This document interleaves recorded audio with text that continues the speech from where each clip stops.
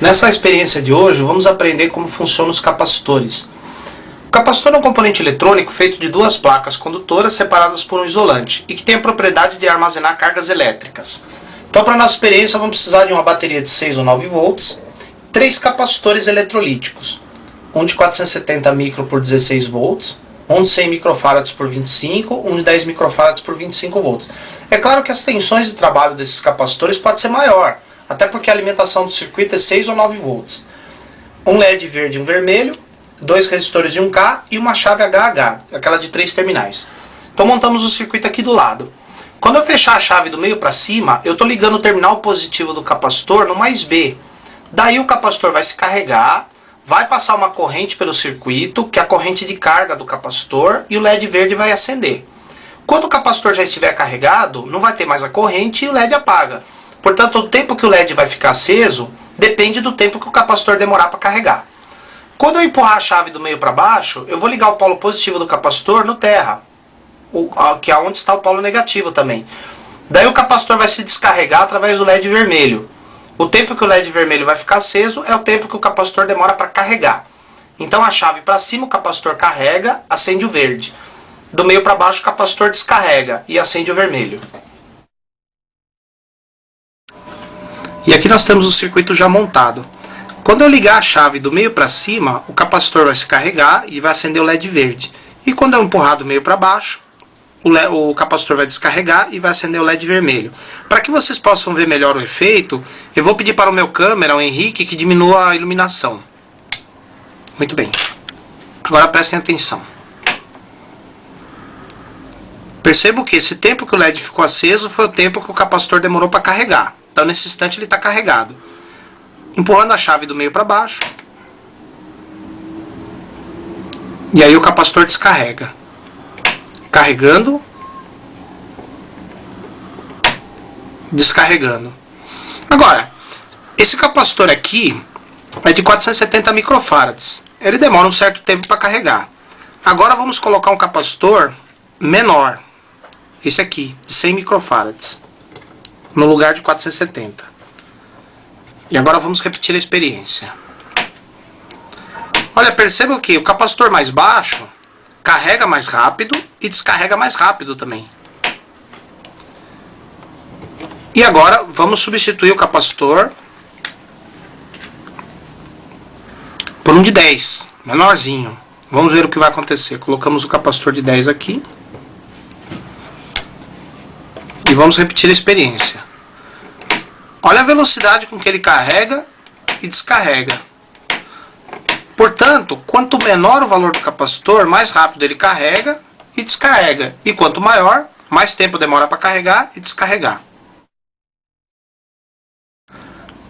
E agora, no mesmo circuito montado anteriormente, nós ligamos a chave e o capacitor está carregado.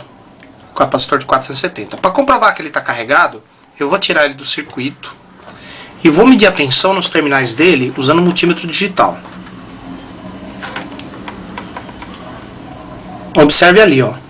Nós temos 7,3 volts no terminal dele. É claro que a tensão vai diminuindo, com o tempo ele vai descarregando. Se eu quiser descarregá-lo mais rápido, basta eu emendar um terminal no outro. Assim. E agora, ele está quase completamente descarregado.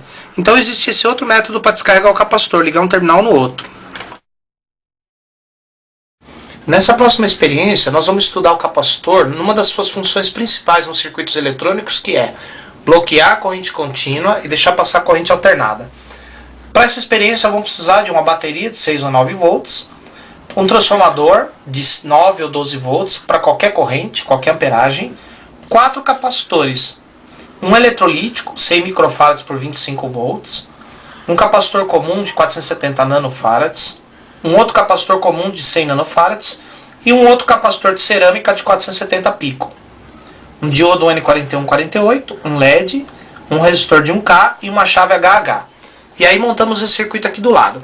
Quando a chave fechar o contato do meio para cima, eu vou ligar o circuito, aonde está o capacitor e o LED, no mais B.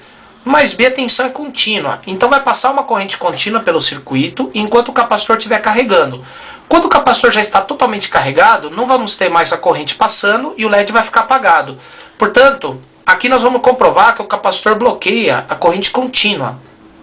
Agora, fechando a chave do meio para baixo, o capacitor vai ser ligado no transformador. O transformador fornece tensão alternada. E a tensão alternada vai produzir uma corrente alternada que vai circular por esse circuito. Então o LED vai ficar aceso o tempo todo. Corrente contínua, o LED não acende. E corrente alternada, o LED fica aceso o tempo todo. Aqui nós vamos substituindo o capacitor por outros de valores menores. Começamos com o eletrolítico e vamos colocando outros de valores menores, para você ver que conforme vamos diminuindo o capacitor, a corrente também vai diminuindo no circuito. E aqui nós temos o circuito montado. Sempre colocamos o diodo em paralelo com o LED, só que ao contrário, porque na hora que eu ligar na corrente alternada, quando ela estiver num sentido, vai acender o LED, no outro sentido vai passar pelo diodo, para sempre ter corrente circulando por aqui. Aqui nós temos a chave HH, sendo que o terminal do meio vai alimentar a experiência, que tem o capacitor em série. O terminal de baixo vai ligado na corrente contínua, na linha de mais B. E o terminal de cima vai ligado na corrente alternada, no transformador.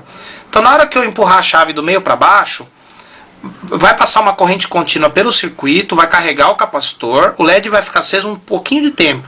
Quando o capacitor já estiver carregado, o LED não vai acender mais, comprovando que o capacitor bloqueia a corrente contínua. Já quando eu puxar a chave do meio para cima, o capacitor vai ser alimentado, o circuito vai ser alimentado pela corrente alternada do transformador. E aí, como o capacitor deixa passar a corrente alternada, o LED vai ficar aceso o tempo todo. Então vamos comprovar.